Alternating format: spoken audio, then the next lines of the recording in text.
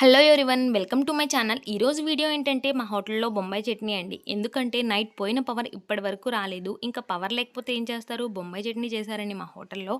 ఇది simple process. దీని process చూద్దాం. ముందుగా స్టవ్ ఆన్ చేసి స్టవ్ మీద ప్యాన్ పెట్టి ప్యాన్లో ఆయిల్ అలాగే తాలింపు దినుసులు ఎండుమిర్చి వేసుకొని ఫ్రై చేసుకోవాలి. ఇలా ఫ్రై అయిన తాలింపులో ఇప్పుడు కరివేపాకు అలాగే దంచిన అల్లం పచ్చిమిర్చి పేస్ట్ వేసుకోవాలండి. ఇలా అల్లం పచ్చిమిర్చి పేస్ట్ వేసి అది కూడా పచ్చివాసన పోయేంత వరకు ఫ్రై చేసుకోవాలి.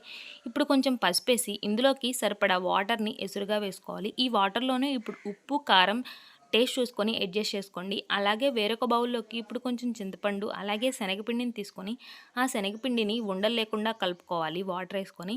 ఇలా ఒక పక్క ఎసురు కూడా మరిగిపోయింది. ఇలా మరుగుతున్న ఎసురులో మనం ముందు కలిపి పెట్టుకున్న శనగపిండిని వేసేసుకోవాలండి. అంతే, ఇలా కొంచెం చిక్కబడినిస్తే మనకు బొంబాయి చట్నీ రెడీ అయిపోతుంది.